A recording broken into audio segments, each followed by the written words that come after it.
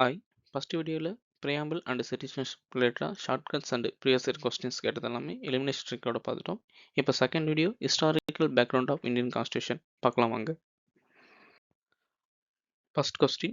In the Government of India Act 1919, which subjects were treated as reserved? UPSC 2023 ல கேட்ட question. Administration of justice, local self-government, land revenue, police. Option A 1, 2 and 3. Option B 2, 3 and 4. Option C 1, 3 and 4. Option D 1, 2 and 4. Correct answer என்ன? Option C 1, 3 and 4 only. Government of India 1990 act வந்து dyarchy system வந்து use பண்ணாங்க. Reserve சப்ஜெக்ட்னா British சப்ஜெக்ட்லேயே வந்து டைரெக்டாக control பண்ணுற மாதிரி இருக்கும். அது வந்து எது இருந்துச்சுன்னா administration of justice, land revenue, police இதெல்லாம் ரிசர்வ் இருந்துச்சு. லோக்கல் செல்ஃப் கவர்மெண்ட் வந்து ட்ரான்ஸ்ஃபர் சப்ஜெக்டாக இருந்துச்சு. சப்போஸ் இந்த கொஸ்டின் வந்து உங்களுக்கு தெரியல எது மாதிரி எலிமினேஷன் ட்ரிக் யூஸ் பண்ணலாம்னா அட்மினிஸ்ட்ரேஷன் ஆஃப் ஜஸ்டிஸ் பிரிட்டிஷ் அவங்க கையில் இருந்தால் தான் ஜஸ்டிஸ் வந்து அவங்களுக்கு ஃபேவராக பண்ண முடியுமா, அதனால் அவங்களே தான் வச்சுருப்பாங்க. லோக்கல் செல்ஃப் கவர்மெண்ட் வந்து அப்படியே வச்சுக்கோங்க. லேண்ட் ரெவன்யூ அவங்களோட முக்கியமான எய்மே வந்து ரெவன்யூ ப்ராஃபிட் அது மாதிரி மேக் பண்ணுறது தான். ஸோ லேண்ட் ரெவன்யூ அவங்ககிட்ட தான் இருக்கும். ஏதாவது ப்ராப்ளம் வந்தால் இஷ்யூஸை கண்ட்ரோல் பண்ணுறதுக்கு போலீஸ் அவங்க கையில் இருந்தால் தான் பண்ண முடியும்.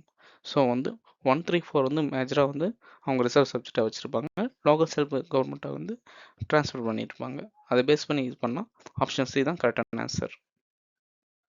Second question.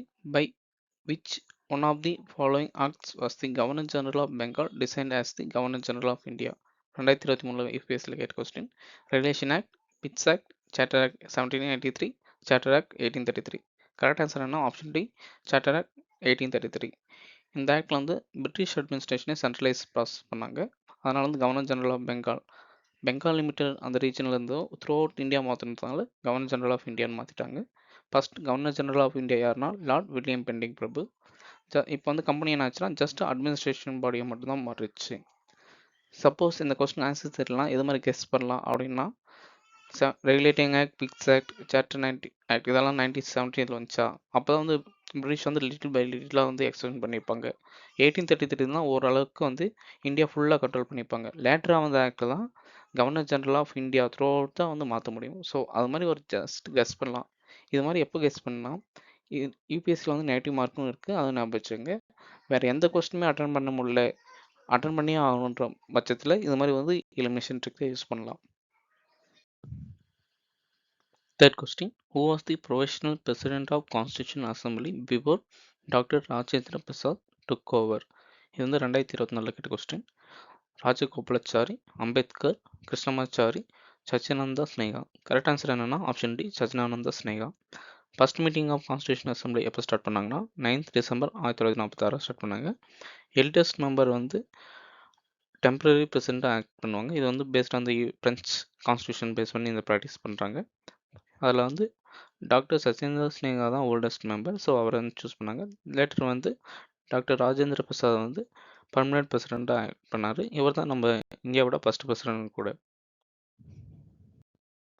Fourth question. The distribution of powers between central and states in the Indian Constitution is based on which of the following act? 2012 கேட்ட question. Morley Monto Reforms 1909, Montagu-Chelmsford Act 1919, Government of India Act 1935, India Independence Act 1947. Correct answer என்னன்னா government of India act 1935. 1935 ஆக்டில் வந்து 3 list use பண்ணாங்க. அது என்னென்னா federal, provincial, concurrence. அதே base பண்ணி தான் நம்ம இந்தியா இப்போ கரண்ட் கான்ஸ்டியூஷனில் யூனியன், ஸ்டேட் அண்ட் கன்கரண்ட் லிஸ்ட்டை அடாப்ட் பண்ணியிருக்காங்க. இந்த ஆப்ஷன் வந்து சப்போஸ் எலிமினேஷன் ட்ரிக் அது மாதிரி யூஸ் பண்ணோன்னா ரொம்ப ரேர் தான் இதுக்கு யூஸ் பண்ணுறதுக்கு, தெரிஞ்சால் மட்டும் தான் கரெக்டாக ஆன்சர் பண்ண முடியும். ஆனால் வந்து 1999, 1990 இந்த 2 ஆக்டுமே வந்து கம்மியான பவர் தான் வந்து ப்ரொவின்ஷியல் வந்து டிஸ்ட்ரிபியூட் பண்ணிப்பாங்க. ஸோ வந்து ஓவராலாக என்டையராக வந்து பிரிட்டிஷ் வந்து பவர் வந்து டிஸ்ட்ரிபியூட் பண்ணிக்க மாட்டாங்க. ஸோ வந்து இந்த 2 ஆப்ஷனை எலிமினேட் பண்ணலாம். இந்தியன் இண்டிபெண்டன்ஸ் ஆக்டில் வந்து எந்த ஒரு மேஜர் ப்ரொவின்ஷியலும் இருக்காது. ஜஸ்ட் வந்து பிரிட்டிஷ் க்ரௌனில் வந்து இந்தியா வந்து இண்டிபெண்ட்டாக வந்து ப்ரொவைட் பண்ணியிருக்கோம் அது மாதிரி சொல்லியிருப்பாங்க. ஸோ வந்து government of India act 1935 choose பண்ணலாம். Fifth question. Who was the chairman of Union Constitution Committee of the Constitution Assembly? 2005 கேட்ட question. Ambedkar, Kripalani, Jawaharlal Nehru, Alladi Krishnaswami Iyer. Correct answer என்ன? Option C Jawaharlal Nehru. Union constitution committee வந்து சென்ட்ரல் ஸ்டேட் ரிலேஷன்ஸ் வந்து deal பண்ணுறதுக்காக form பண்ணாங்க. என்னோட chairman யாருன்னா Jawaharlal Nehru. Doctor Ambedkar நிறைய பேர் சூஸ் பண்ணுவீங்க. ஆனால் அது வந்து தப்பான ஆன்சர். ஏன்னா அவர் வந்து டிராஃப்டிங் கமிட்டி ஆஃப் கான்ஸ்டியூஷன் அதுதான் எடிட் பண்ணியிருப்பாங்க. கிருப்பழனி ராதிகிருஷ்ணசாமி ஐயர் வந்து இந்த டிராஃப்டிங் கமிட்டியில் வந்து மெம்பர்ஸாக இருந்திருப்பாங்க. Question number 6. Match the list one list two select the current answer. இது வந்து 2003 கேட்ட கொஸ்டின். லிஸ்ட் ஒன்ல வந்து என்னன்னா Indian constitutional features, directory principles of state policy, fundamental rights, concurrent list, strong union and restrictive powers. List டூவில் எந்தெந்த கண்ட்ரிலேருந்து option கொடுத்துருக்காங்க? ஆஸ்திரேலியாவா, Canada, Ireland, UK, USA. Correct answer என்னன்னா option D. Directory principle of state policy வந்து Ireland கிட்ட இருந்தும், fundamental rights வந்து யூஎஸ் கிட்ட இருந்தும், கன்கரண்ட் லிஸ்ட் வந்து ஆஸ்திரேலியா கிட்ட இருந்து borrow பண்ணியிருக்கும். Strong union with restrictive powers வந்து கனடா கிட்ட இருந்து borrow பண்ணியிருக்கும். எக்ஸ்ட்ரா பாயிண்ட்ஸ் வந்து மற்ற என்ன இம்பார்ட்டன்ட் சிஸ்டம்னா பார்லிமெண்ட்ரி சிஸ்டம் வந்து யூகே வந்து நம்ம ஃபாலோ பண்ணுறோம். Supreme commander of arm force வந்து யூஎஸ்ஏ. அமெண்ட்மெண்ட் ப்ரொசீஜர் வந்து சவுத் ஆப்பிரிக்கா கிட்டனும், நேஷனல் எமர்ஜென்சி வந்து ஜெர்மனி வெமினர் கான்ஸ்டியூஷனும் ஃபாலோ பண்ணுறோம். இந்த கொஸ்டினுக்கு எலிமினேஷன் ட்ரிக் எது மாதிரி யூஸ் பண்ணலாம்னா டி எடுத்துக்கோங்க. ஏன்னா வந்து இதில் தான் ரெண்டு ஆப்ஷன் இருக்கா. Strong union with residual powers. ஒன்றுக்கு வந்து அது வந்து ஆஸ்திரேலியா இல்லாட்டி வந்து கனடா வந்துருக்காங்களா. ஸ்ட்ராங் யூனியன் வந்து ஆஸ்திரேலியா வந்து எல்லாமே பவர் ஓரளவுக்கு வந்து ஈக்குவலாக டிஸ்ட்ரிபியூட் பண்ணிப்பாங்க பவர். ஆனால் வந்து கனடா தான் நம்ம நிறைய டைம் நியூஸில் வந்திருக்கும் ஸ்ட்ராங்கான யூனியன் இருக்குது, அவங்க தான் பவர் அதிகமாக இருக்குது. ஸோ வந்து நம்ம வந்து ரெண்டு ஆப்ஷன் எலிமினேட் பண்ணிடலாம். பி அண்ட் சியை வந்து எலிமினேட் பண்ணிடலாம்.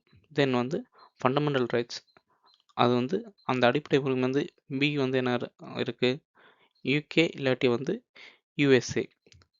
ஏன் இதில் இருக்கா. ஃபண்டமெண்டல் ரைட்ஸ்னால் மக்கள் வந்து அடிப்படையாக வந்து ஏதாவது ஒன்று போராடி வாங்கியிருந்தால் தான் ஃபண்டமெண்டல் ரைட்ஸ் இம்பார்ட்டன்ஸ் தந்திருப்பாங்க. யூகேயில் வந்து குயின் கிட்டேருந்து வந்ததா.